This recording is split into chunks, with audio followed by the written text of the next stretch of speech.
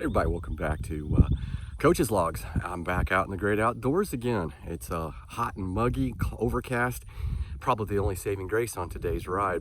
Today is going to be a little bit different from most of the topics that I cover on the Coach's Log. Think of it as more as a compendium of quick tips, and it's all related to pre-flight. This is a term you're going to learn about, and I'm probably going to be recording several of these throughout this ride as I take breaks or find little areas where it makes sense to make quiet videos. So for instance, in pre-flight, getting prepared either for training, racing, group riding, running, whatever it may be, there are a myriad of things that can go wrong, right? So why don't we do ourselves all a huge favor and take care of some things in advance so that we don't have to fight with all of that stuff that could go wrong. So my foundational suggestions are what we call ABC quick. ABC quick. Air, brakes, batteries, chain, quick releases. That is for you cyclists out there. Whether you are getting ready for a ride or you are getting ready for a race or you just took your bike out of the stand, checking your quick releases to ensure that they're fully engaged, not overly tight, actually completely through, whether it's a through axle or old school quick release, really take the time to make sure that they're on there correctly. Brakes. When you take a look at your brakes, probably the big one, especially if you're racing or getting ready to do a fast group ride, is are they centered? Make sure you don't have a brake pad rubbing. That is robbing you blind of all of your hard efforts with speed and power. You're probably going to produce a lot more power if you try to keep up in a group ride.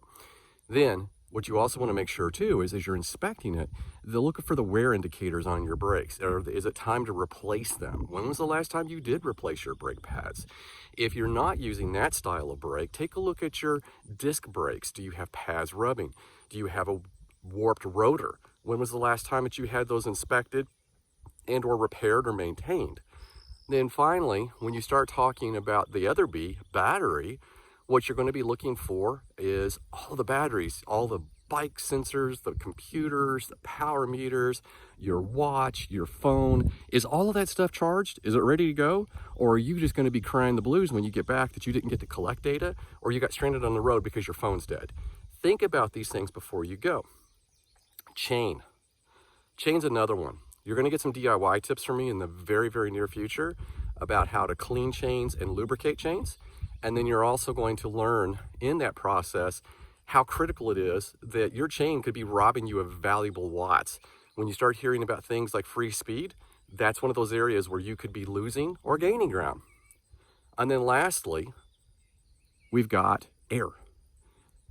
What is going on with your tires? Have you been keeping up with the air pressure? What kind of inner tubes do you have? Are you running tubeless? Do you have a kit with you? Are you using a pump, CO2? Do you have a fix system in case you do have a problem with tubeless? What is your backup plan if things go awry? What if you're running tubulars? What is your backup plan if things go awry? Again, the other thing too is, are you optimized for your air? I'm gonna put a link in here on some ideas on how to optimize tire pressure based on your body weight. That's something that does not get talked about a lot. All right, everybody, that's it for this Coach's Log. Once again, it's kind of a compendium of tips on what I'm calling my pre-flight checklist. And that is the foundation, whether you're going to be racing, riding, training, group rides, what have you. Those are the things that you really should start getting used to and getting ready for. All right, everybody, have a great rest of your training week, and we'll talk again really soon.